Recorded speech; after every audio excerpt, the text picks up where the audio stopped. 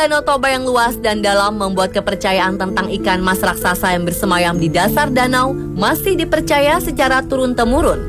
Masyarakat Toba meyakini bahwa ada 3 ekor ikan mas yang sangat besar. Masing-masing ikan mas berwarna merah, hitam, dan putih. 3 warna ini merupakan warna khas suku Batak. Banyak masyarakat yang mengaku sering melihat ikan ini dengan ukuran antara 5 hingga 10 meter melintasi danau. Nelayan di perairan Toba selalu gelisah saat rombongan ketiga ikan ini lewat karena akan merusak perangkap jala mereka. Karena kepercayaan ini, setiap ada ikan yang berukuran lebih besar dari biasanya akan diperlakukan dengan terhormat. Ikan yang ditemukan akan dipelihara dan diberi sesajen berupa telur, jeruk purut, dan sesajen lain.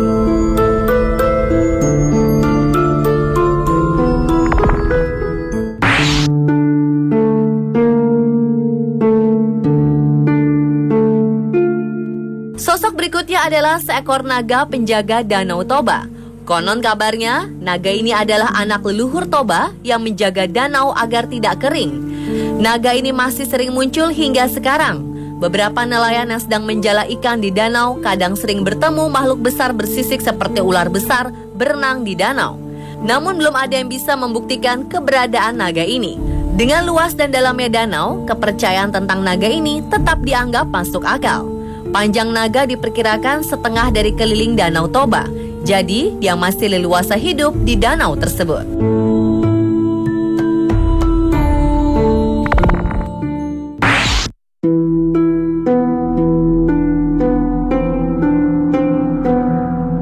Sosok selanjutnya adalah monyet menyerupai manusia.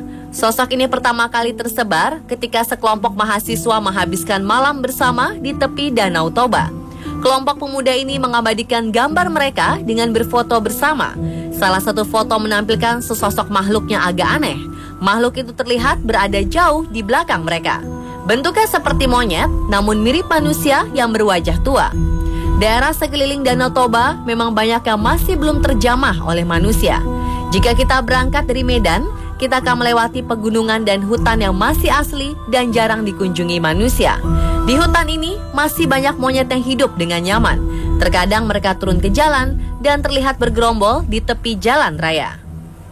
Hal ini mungkin yang memunculkan mitos monyet menyerupai manusia di sekitar Danau Toba.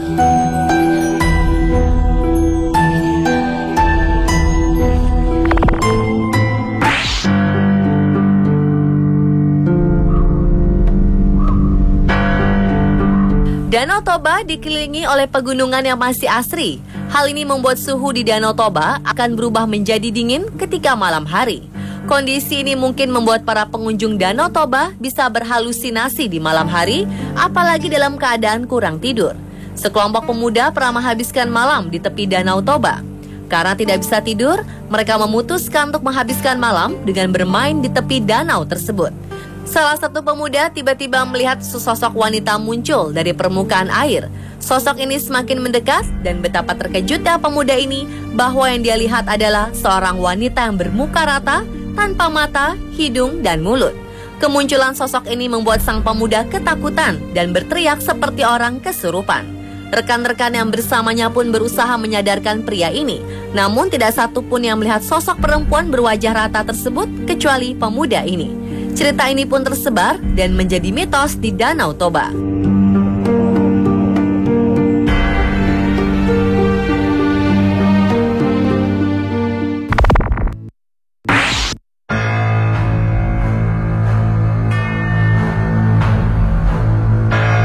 Tidak hanya sosok-sosok misterius yang berkembang di sekitar Danau Toba, masyarakat dan pengunjung juga mengaku sering mendengar tangisan misterius jika sedang menikmati suasana malam hari.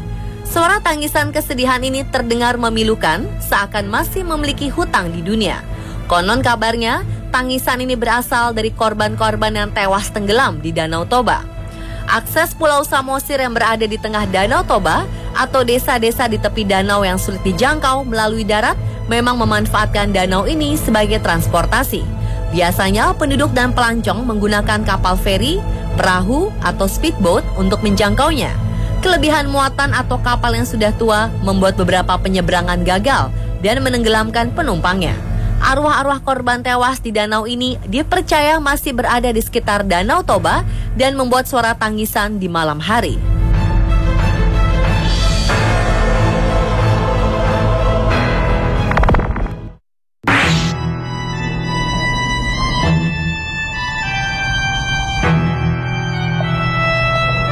Pada akhir tahun 1948, Belanda kembali ingin merebut kemerdekaan negara Indonesia. Mereka pun membonceng tentara sekutu untuk menyerbu Indonesia. Hal ini membuat para pemimpin bangsa Soekarno, Syahrir, dan Haji Agus Salim dibuang ke Sumatera Utara. Awalnya mereka ditempatkan di Brastagi, kemudian dipindahkan ke Parapat, kota kecil yang letaknya di tepi Danau Toba. Di kota ini, Bung Karno dan kedua rekannya tinggal dari akhir Desember 1948 hingga akhir Januari 1949. Rumah pengasingan Bung Karno di Parapat masih berdiri megah dan dijadikan rumah bersejarah. Tamu-tamu pemerintah Provinsi Sumatera Utara sering menginap di situ selama bertugas di kota Parapat. Beberapa misteri muncul dari rumah ini. Pengunjung yang menginap sering mendengar suara-suara dan langkah kaki dari ruang pertemuan yang dulu dipakai Bung Karno. Tidak hanya suara, beberapa pengunjung mengaku mengalami gangguan oleh makhluk-makhluk tak kasat mata.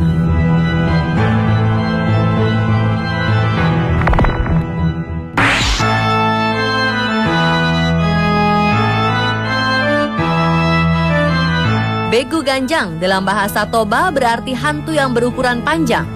Makhluk mistis ini sudah sejak lama dikenal oleh masyarakat Batak. Menurut penduduk di sekitar Danau Toba, Begu Ganjang kadang menghantui daerah sekitar. Keberadaannya sering dikaitkan dengan fenomena aneh seperti orang yang tiba-tiba sakit atau meninggal secara misterius. Konon, mereka yang pernah melihat menjelaskan bahwa makhluk ini sangat tinggi dan jika dilihat bisa mencekik orang yang melihatnya.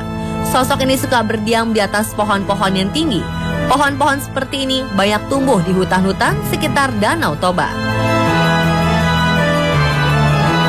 Pemirsa, itulah 7 mitos sosok di Danau Toba. Semua itu berasal dari cerita masyarakat dari mulut ke mulut. Kebenarannya masih diperdebatkan hingga sekarang.